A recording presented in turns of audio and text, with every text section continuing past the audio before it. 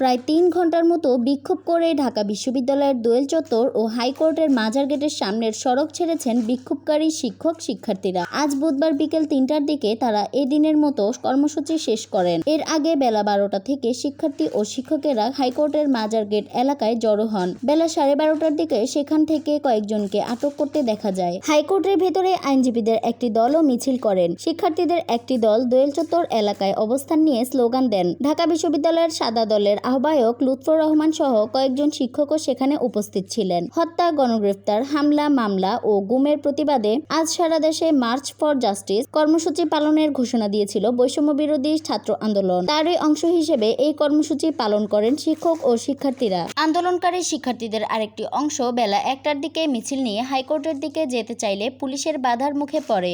এক পর্যায়ে তারা দোয়েল চত্বরে অবস্থান নেন। কিছুক্ষণ পরে সেখান থেকে কেন্দ্রীয় শহীদ মিনারে গিয়ে সমাবেশ করেন। বেলা ৩টার দিকে সেখান থেকে তারা চলে যান।